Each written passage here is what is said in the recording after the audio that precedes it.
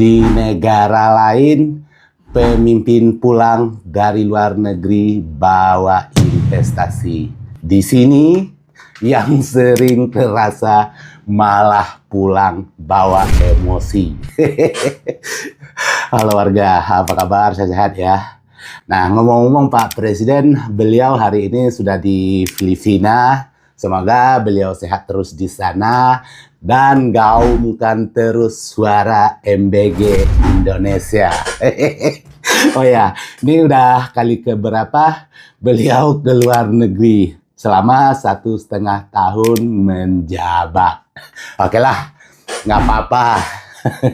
Demi kepentingan bangsa dan negara. Ini kebiasaan rutin ya, setiap selesai kunjungan dari luar negeri seperti sudah jadi agenda negara. Negara lain kepulangan pemimpinnya dengan hasil diplomasi. Nah, kita menyambut episode baru. Marah-marah setelah dari luar negeri. Seolah-olah sudah jadi agenda tetap negara kita. Lalu dimulailah ritual nasional, pidato sepulang lawatan. Awal pidatonya biasa penuh optimis. Indonesia disebut negara kaya, sumber daya alam melimpah, masa depan yang cerah. Negara lain disebut terkagum-kagum dengan Indonesia. Ya begitulah pokoknya. Ada yang katanya ingin belajar dari Indonesia.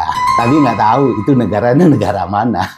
Nah, tepuk tangan pun pecah, pejabat mengangguk serius. Namun, beberapa menit kemudian suasana berubah.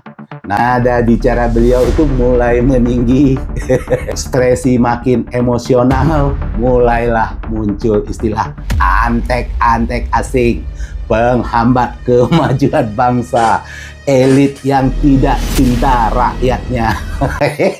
Pokoknya gitu terus di narasi, diulang-ulang terus. Kadang publik bingung gitu lah, ini laporan kenegaraan atau sesi curhat. Yang lebih menarik lagi, setelah keliling dunia membawa nama Indonesia, yang paling sering dibawa pulang justru rasa kesal ya. Seolah setiap perjalanan diplomatik beliau selalu menghasilkan 2 koper. Satu koper dokumen negara, satu lagi koper unek-unek.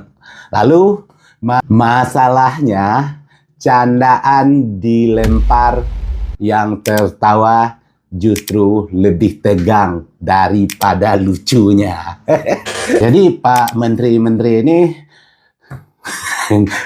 nggak tertawa takut, tertawa terlalu keras juga takut. Dan tentu saja bagian yang paling ikonik tidak pernah tertinggal dari narasi-narasi pidato beliau. Kalimatnya, ya saya bukan pendendam. Nah, itu sering keluar dari pidato-pidato beliau. Yang anehnya, kalimat itu hampir selalu diikuti daftar orang-orang yang masih diingat kesalahannya. Mas Anies. Kenapa lah harus ngasih angka 11 dari 100? Nah, publik pun mulai hafal alur dari pidato beliau. Setiap pergi ke luar negeri membawa misi diplomasi, pulang ke dalam negeri membawa misi klarifikasi.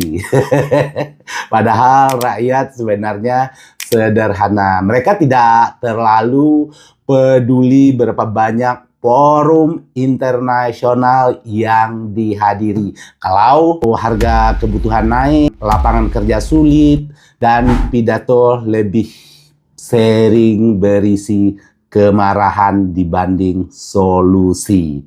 Karena seseorang negarawan biasanya pulang membawa ketenangan, bukan malah seperti bapak-bapak habis diomelin istri, lalu keluar cari teman buat berantem.